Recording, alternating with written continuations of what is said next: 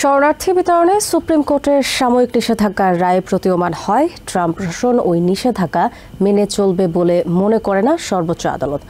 রয়টার্সের সংবিধান বিশেষজ্ঞ জেমস স্যাম্পল এই অভিমত দিয়ে বলেন, বর্তমানে বিচার বিভাগের স্বাধীনতা বিপন্ন হয়ে পড়ছে। এদিকে Democratic senator Chris van Hollen বলেছেন, আমেরিকার গোটা বিচার বিভাগ হুমকির মুখে। এই অবস্থায় আইন বিশেষজ্ঞরা জানালেন, এখন দেখার বিষয় প্রেসিডেন্ট ডোনাল্ড ট্রাম্প কি আইনের শাসন মেনে চলবেন নাকি সর্বোচ্চ আদালতের রায় উপেক্ষা করে স্বেচ্ছাচারী হয়ে উঠবেন। অন্যদিকে আইনজ্ঞরা বারবার সতর্ক করে আসছেন, সুপ্রিম কোর্টের হাতে কোনো সেনাবাহিনী নেই যে চাইলে বিচারপতির নির্দেশ বাস্তবায়িত করতে পারবে। অন্যদিকে উচ্চ আদালতের নির্দেশনা স্থগিতে আবেদন জানিয়েছে হোয়াইট হাউস। চলতি মাসের ৭ তারিখে ইউএস ডিস্ট্রিক্ট জাজ জেমস বোসবার্গের স্থগিতাদেশ প্রত্যাহার করে প্রেসিডেন্ট ডোনাল্ড ট্রাম্পকে সাময়িকভাবে এলিয়েন এনিমিজ অ্যাক্ট প্রয়োগের সুযোগ করে দেয় সুপ্রিম কোর্ট। এছাড়া ভুলে এল সালভাদরে পাঠানো মেরিল্যান্ডের বাসিন্দা কিলমার গার্সিয়াকে দেশে ফেরত আনার নির্দেশও স্থগিত করে। প্রশাসনের জরুরি আবেদনের পরিপ্রেক্ষিতে সংক্ষিপ্ত এবং সই ছাড়া ওই আদেশ দেয় উচ্চ আদালত। ৫-৪ ব্যবধানের সিদ্ধান্ত নিয়ে বিস্তারিত কিছু বলেননি প্রধান বিচারপতি জন রবার্টস। সেদিন ৩ উদার বিচারপন্থীর সাথে রক্ষণশীল অ্যামি কনি ব্যারেট ট্রাম্পের আবেদনের বিপক্ষে অবস্থান নেন। কিন্তু ২ সপ্তাহ না যেতেই ১৭৯৮ সালের এলিয়েন এনিমিজ অ্যাক্টের আওতায় টেক্সাসের কারাগারে আটক ভেনেজুয়েলার অভিবাসন প্রত্যাশীদের বিতরণে নিষেধাজ্ঞা আরোপ করেছে সুপ্রিম কোর্ট। শুক্রবার দিবাগত মধ্যরাতের ওই আদেশে পরবর্তী নির্দেশ না আসা পর্যন্ত ট্রেন ডি অ্যারাগুয়া বা টিডি এর সদস্য হওয়ার অভিযোগে আটক ভেনেজুয়েলানদের বিতরণ না করতে বলা হয়েছে। এবার উচ্চ আদালতের ৭-২ ব্যবধানের এই সিদ্ধান্তের বিরোধিতা করেন কট্টরপন্থী বিচারপতি ক্ল্যারেন্স থমাস এবং স্যামুয়েল অ্যালিটো। অল্প সময়ের ব্যবধানে সুপ্রিম কোর্টের এমন অবস্থান নিয়ে সংবিধান বিশেষজ্ঞ জেমস স্যাম্পল বলছেন, শরণার্থী বিতরণে সুপ্রিম কোর্টের সাময়িক নিষেধাজ্ঞার রায়ে প্রতীয়মান হয় ট্রাম্প প্রশাসন ওই বিধিনিষেধ মেনে চলবে বলে মনে করে না সর্বোচ্চ আদালত। The Supreme Court does not have faith that the government of the United States of America will follow through on the orders that it receives from the Supreme Court. That is a dire and telling circumstance. রয়টার্সের সঙ্গে সাক্ষাৎকারে তিনি বলেন, বর্তমানে বিচার বিভাগের স্বাধীনতা বিপন্ন হয়ে পড়েছে। ডেমোক্রেটিক সেনেটর ক্রিস ভ্যান হলেনও বলছেন, আমেরিকার গোটা বিচার বিভাগ হুমকির মুখে। That deprivation of due process from being applied to anyone else, citizen or non-citizen. Due process is the thing. It is the single characteristic of a civilized society that is non-negotiable. এই অবস্থায় আইন বিশেষজ্ঞরা জানালেন, এখন দেখার বিষয় president Donald Trump কি আইনের শাসন মেনে চলবেন নাকি সর্বোচ্চ আদালতের রায় উপেক্ষা করে স্বেচ্ছাচারী হয়ে উঠবেন। ওদিকে আইনজ্ঞরা বারবার সতর্ক করে আসছেন, সুপ্রিম কোর্টের হাতে কোনো সেনাবাহিনী নেই যে চাইলেই বিচারপতিদের নির্দেশ বাস্তবায়িত করতে পারবে। শনিবার হোয়াইট হাউস থেকে বলা হয়েছে, তারা সর্বোচ্চ আদালতের কাছে আবেদন জানাচ্ছে যাতে এই সাময়িক স্থগিতাদেশ থেকে সরে এসে ট্রাম্প প্রশাসনকে গণবিতরণ কর্মসূচি চালু রাখতে সহায়তা করে। প্রেস সেক্রেটারি ক্যারোলাইন লেভিট জানিয়েছেন, প্রেসিডেন্ট আইন মেনেই দেশ এবং সীমান্ত সুরক্ষার কাজ চালিয়ে যেতে চান। বিচার ও নির্বাহী বিভাগের দ্বন্দ্বে আইনের শাসন প্রতিষ্ঠা হুমকির মুখে পড়েছে বলে মনে করছেন মেরিল্যান্ডের ডেমোক্রেটিক কংগ্রেসম্যান গ্লেন আইভি। শনিবার এমএসএনবিসিকে তিনি বলেন, গার্সিয়ার মামলাটি নিয়ে বারবার উচ্চ আদালতের নির্দেশ অমান্য করা হচ্ছে।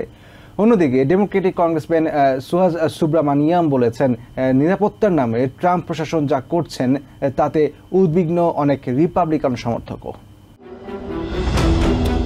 মেরিল্যান্ডের বাসিন্দা অ্যাব্রেগো গার্সিয়াকে ভুলক্রমে এল সালভাদরে পাঠানোর পর থেকেই প্রেসিডেন্ট ডোনাল্ড ট্রাম্পের বিতর্কিত গণবিতরণ পরিকল্পনা বারবার আটকে দিচ্ছিল ফেডারেল আদালতগুলো। সবশেষ শনিবার যুদ্ধকালীন আইন এলিয়েন এনিমিস অ্যাক্ট ব্যবহার করে টেক্সাসের কারাগারে আটক ভেনেজুয়েলানদের দেশে ফেরত পাঠানোর ওপর নিষেধাজ্ঞা দিয়েছে সুপ্রিম কোর্ট। এমএসএনবিসির সাক্ষাৎকারে যুক্ত হয়ে দেশের সর্বোচ্চ আদালতের এই রায়ে স্বস্তি ও উচ্ছ্বাস প্রকাশ করেন মেরিল্যান্ডের ডেমোক্রেটিক কংগ্রেসম্যান গ্লেন আইভি। তবে গার্সিয়াকে দেশে ফিরিয়ে আনার বিষয়ে ট্রাম্প প্রশাসন আদালতের নির্দেশ বারবার অমান্য করছে দাবি করে ট্রাম্পের ভণ্ডামির নিন্দা জানান তিনি। কংগ্রেসম্যান আইভি বলেন, বর্তমানে আইন ও নির্বাহী বিভাগের মধ্যে যে দ্বন্দ্ব চলছে তার ফলে দেশে আইনের শাসন প্রতিষ্ঠা হুমকির মুখে পড়েছে। MSNBCর আরেক অনুষ্ঠানে ভার্জিনিয়ার ডেমোক্রেটিক কংগ্রেসম্যান সুহাস সুব্রামানিয়াম বলেন, অনেক রিপাবলিকান সমর্থকও মনে করেন নিরাপত্তার নামে ট্রাম্প প্রশাসন যা করছেন তা সংবিধানের স্পষ্ট লঙ্ঘন। সাধারণ নাগরিক হিসেবেও গার্সিয়া বা অন্য নিরাপরাধ আটককৃতদের সাথে প্রশাসনের আচরণ সন্তোষজনক নয় বলেই মত এই হাউস ডেমোক্রেটের। অন্যদিকে ভেনেজুয়েলার অভিযুক্ত গ্যাং সদস্যদের নির্বাসন বন্ধের আদেশ অমান্য করার জন্য ট্রাম্প প্রশাসনকে আদালত অবমাননার অভিযোগে অভিযুক্ত করা হতে পারে বলে জানিয়েছেন ফেডারেল বিচারক জেমস বোসবার্গ। বেঁধে দেওয়া এক সপ্তাহ সময়ের মধ্যে নির্বাসিত ব্যক্তিদের আদালতে যথাযথ আইনি প্রক্রিয়ার মধ্যে দিয়ে যেতে ব্যর্থ হলে এই অভিযোগের মুখে পড়তে পারে ট্রাম্প প্রশাসন। টিভি সাক্ষাৎকারে যুক্ত হয়ে এসব কথা জানিয়েছেন সাবেক ফেডারেল প্রসিকিউটর অঙ্কুশ খারদরি। আদালত অবমাননার অভিযোগে দোষী সাব্যস্ত হলে শাস্তির বিধান সম্পর্কে সাবেক এই প্রসিকিউটর জানান, বেশিরভাগ ক্ষেত্রেই আদালত অবমাননার জন্য দোষী সাব্যস্ত হওয়ার পর কেউ যদি আদেশ মেনে চলে তবে শাস্তি মওকুফ করতে পারে আদালত। অন্যদিকে আদালত অবমাননার অপরাধের জন্য $1000 পর্যন্ত জরিমানা, 6 মাস পর্যন্ত কারাদণ্ড বা উভয় দণ্ডে দণ্ডিত করা হতে পারে অভিযুক্তকে। প্রেসিডেন্ট ডোনাল্ড ট্রাম্পের সাথে কাজ করতে চান new York city mayor Eric Adams. শনিবার ফক্স নিউজের এক অনুষ্ঠানে দেয়া সাক্ষাৎকারে এই কথা জানান মেয়র অ্যাডামস। সাক্ষাৎকারে অ্যাডামস জানান, বাইডেন প্রশাসনের অধীনে অবৈধ অভিবাসন সংকট নিরসনের জন্য $7.5 বিলিয়ন খরচ করা হয়েছে, তবে তা কোনো কাজেই আসেনি। নিউ ইয়র্ক সিটির মানুষদের নিরাপদ রাখতে এবং প্রেসিডেন্ট অফিসকে সম্মান জানাতে প্রেসিডেন্ট ডোনাল্ড ট্রাম্পের সাথে কাজ করবেন নিউ ইয়র্ক সিটির মেয়র এরিক অ্যাডামস। শনিবার ফক্স নিউজকে দেয়া এক সাক্ষাৎকারে একথা জানান অ্যাডামস। সাক্ষাৎকারে সাবেক প্রেসিডেন্ট জো বাইডেন প্রশাসনের সমালোচনা করে অ্যাডামস বলেন, বাইডেন প্রশাসনের অধীনে নিউ ইয়র্ক সিটির অবৈধ অভিবাসন সংকট মোকাবেলায় $7.5 বিলিয়ন খরচ করেছেন তিনি, যা কোনো কাজে আসেনি। স্যাংচুয়ারি সিটিগুলো আমেরিকার জন্য মঙ্গলজনক কিনা এমন প্রশ্নের জবাবে মেয়র অ্যাডামস বলেন, তিনি মনে করেন এটি আমেরিকার জন্য ভালো, তবে ফেডারেল সরকারের উচিত যারা এই শহরগুলোতে থাকছে তাদের সঠিক পরিচয় শনাক্ত করে নিরাপত্তা নিশ্চিত করা। সাক্ষাৎকারে দেশের সীমানা সুরক্ষিত রাখার জন্য ট্রাম্প প্রশাসনের প্রশংসা করেন মেয়র অ্যাডামস। এ সময় ডেমোক্রেটিক পার্টি ছাড়ার বিষয়ে জানতে চাইলে এরিক অ্যাডামস দাবি করেন তিনি দল ত্যাগ করেননি, বরং দলই তাকে মূল্যায়ন করেনি। ওই অনুষ্ঠানে অ্যাডামস জানান, নিউ ইয়র্ক সিটির মানুষদের জন্য সর্বোত্তম কাজগুলো করার চেষ্টা করবেন তিনি। সেজন্য এবার কোনো দল থেকে নয়, বরং স্বতন্ত্র এবং স্বাধীনভাবে লড়াই চালিয়ে যাবেন তিনি। সাবেক প্রেসিডেন্ট জো বাইডেন ও তার প্রশাসনকে দুর্নীতিগ্রস্ত দাবি করে প্রেসিডেন্ট ডোনাল্ড ট্রাম্প বলেছেন, বাইডেন প্রশাসনের কারণেই দেশে নানা ক্ষেত্রে নেতিবাচক প্রভাব পড়েছিল। শনিবার ফক্স নিউজকে দেয়া সাক্ষাৎকারে প্রেসিডেন্ট দাবি করেন, ঘরে ও বাইরে আমেরিকার অবস্থানকে দুর্বল করার জন্য বাইডেন প্রশাসন পুরোপুরি দায়ী। এ সময় তিনি অভিযোগ করেন, 6 জানুয়ারি হামলা মামলায় সাক্ষ্য প্রমাণ ডেমোক্রেটদের বিরুদ্ধে চলে যাওয়ায় তদন্তের সব গুরুত্বপূর্ণ তথ্য প্রমাণ নষ্ট করে দেয় বাইডেন প্রশাসন। দেশের অর্থনীতির নাজুক পরিস্থিতি ও বহির্বিশ্বে আমেরিকার অবস্থানকে দুর্বল করার জন্য বাইডেন প্রশাসনকে দায়ী করে আসছেন প্রেসিডেন্ট ডোনাল্ড ট্রাম্প। শনিবার ফক্স নিউজকে দেয়া সাক্ষাৎকারেও বাইডেন প্রশাসনের নেতিবাচক নানা দিক তুলে ধরে প্রেসিডেন্ট ট্রাম্প বলেন, দেশ ও দেশের বাইরে আমেরিকার অবস্থান বাইডেন প্রশাসনের কারণেই ক্ষতিগ্রস্ত হয়েছে। এছাড়াও প্রেসিডেন্ট ট্রাম্প তার শুল্ক নীতির ইতিবাচক দিক তুলে ধরে বলেন, তার প্রশাসনের উদ্যোগ দেশের অর্থনীতিতে নতুন দ্বার খুলে দিয়েছে।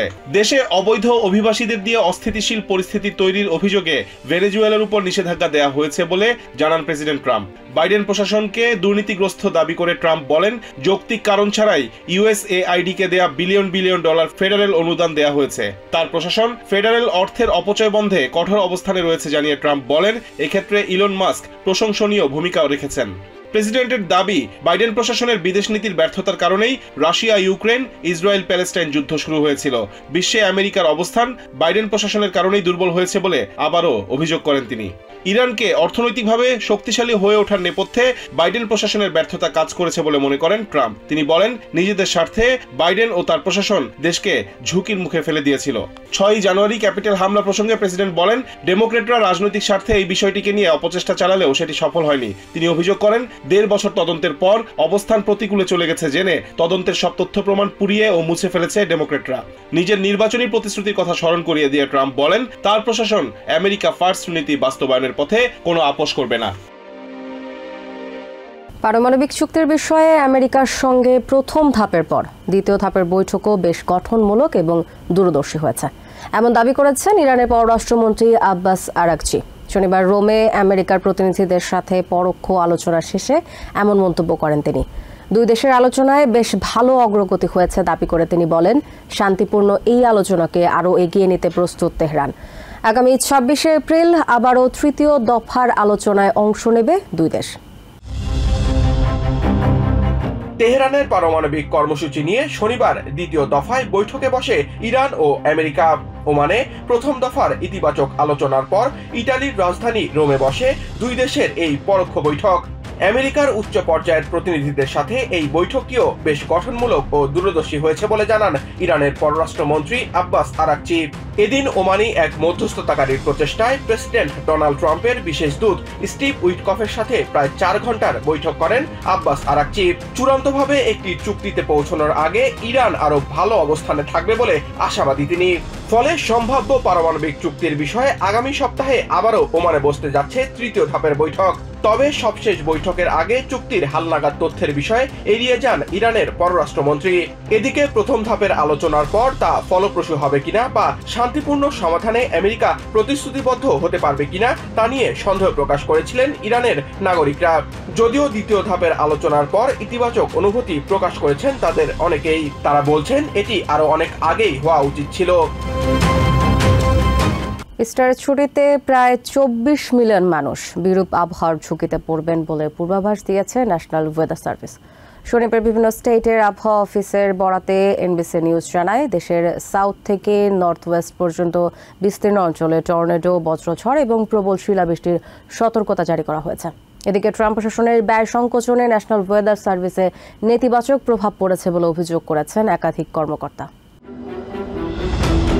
শক্তিশালী ঝড়ের কারণে দেশের সাউথ থেকে নর্থ ওয়েস্ট পর্যন্ত বিস্তীর্ণ অঞ্চলে টর্নেডো, বজ্রঝড় এবং প্রবল শিলাবৃষ্টির সতর্কতা জারি করেছে স্থানীয় আবহাওয়া অফিস। ন্যাশনাল ওয়েদার সার্ভিসের বরাত দিয়ে এনবিসি নিউজ জানায়, বৈরী আবহাওয়ার কারণে ইস্টারের ছুটিতে 24 মিলিয়ন মানুষ ঝুঁকির মুখে পড়বেন।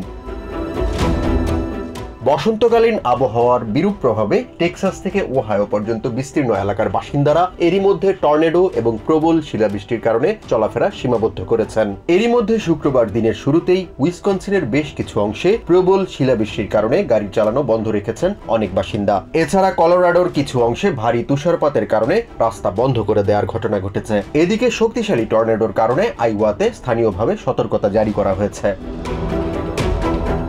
ন্যাশনাল ওয়েদার সার্ভিস জানায়, শক্তিশালী ঝড়ের কারণে রবিবার পর্যন্ত টেক্সাস থেকে ইলিনয় পর্যন্ত বিস্তীর্ণ এলাকার প্রায় 11 মিলিয়ন মানুষ বিরূপ আবহাওয়ার ঝুঁকিতে থাকবেন। এরই মধ্যে সেন্ট লুইস, মিজৌরি, স্প্রিংফিল্ড এবং ওহাইও এলাকার 7 ইঞ্চি পর্যন্ত বৃষ্টিপাত হতে পারে বলে জানায় স্থানীয় আবহাওয়া অফিস। ভারী বৃষ্টিপাতের কারণে এসব এলাকায় বন্যার সতর্কতাও জারি করা হয়েছে।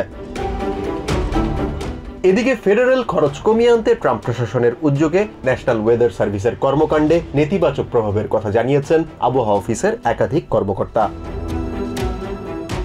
আবহাওয়া পর্যবেক্ষণ এবং সঠিক সময়ে পূর্বাভাস দিতে শতাধিক লোকেশন থেকে দিনে অন্তত 2 বার ওয়েদার বেলুন উড্ডয়ন কার্যক্রম কিছুটা কমিয়ে আনায় বিস্তারিত পূর্বাভাস পাওয়া যাচ্ছে না বলেও অভিযোগ আবহাওয়াবিদদের। যদিও ন্যাশনাল ওয়েদার সার্ভিসের সব কার্যক্রম ঠিকমতোই চলছে বলে দাবি করে নোয়া। নিউ ইয়র্ক থেকে সম্প্রচারিত TVN 24 টেলিভিশন বিশ্বজুড়ে বাঙালির কণ্ঠস্বর।